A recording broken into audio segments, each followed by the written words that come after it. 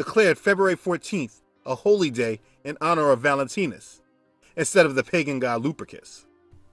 As with most non-biblical customs found in the church today, Lupercalia was simply given a Christian-sounding name and adopted into the Universal Catholic Church.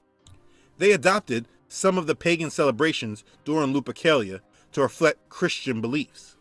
For example, as part of the Juno Feberata ritual, instead of pulling girls' names from boxes, both boys and girls chose the names of martyred saints from a box.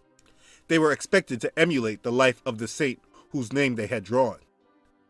And this is where we get Valentine's Day from. It was a rebranding of a pagan festival worshiping fertility. They did this to make it easy on the pagan converts who were coming into their new popular Christianity. These pagans were unwilling to give up their satanic pagan rituals.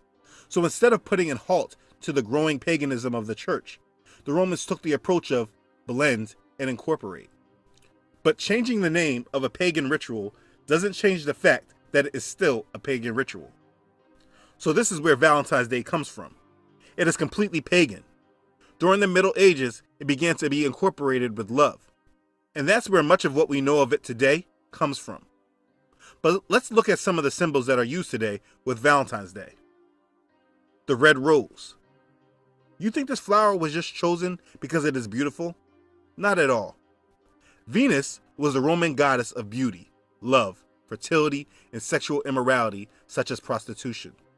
She was the Roman equivalent to the Greek goddess Aphrodite.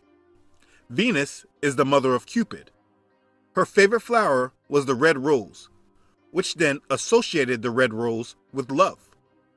Because Valentine's Day became associated with love, in honor of the pagan goddess Venus, or Aphrodite, the goddess of love, red roses became synonymous with Valentine's Day.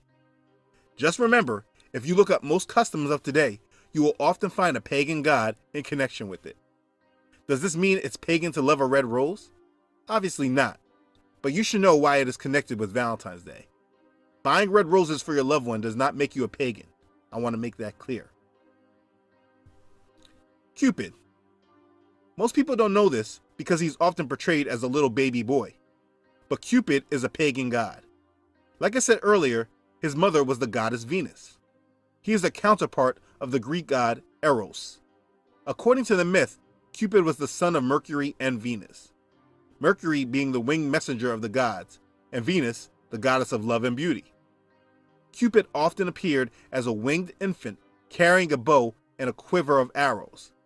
Legend has it that Cupid shoots magical gold-tipped arrows at both gods and humans. By piercing their heart with an arrow, he causes individuals to fall deeply in love.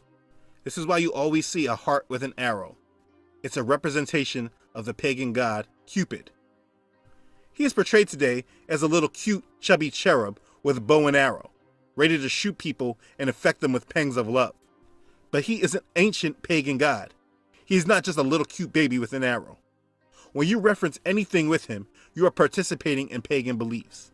This is why he is associated with Valentine's Day, because it is a pagan holiday. Now, just the lustful nature of Valentine's Day as a whole is according to the pagan ritual of fertility. This is the time where people would gather their lovers for the year. This is not a day to get caught up in. Everything surrounding this day is pagan. It was then rebranded as a Christian holiday, and today it is looked at as secular, but it is not so. Anytime you have holidays that are connected with pagan gods, if you're a believer in Yahshua, you must completely abstain from them.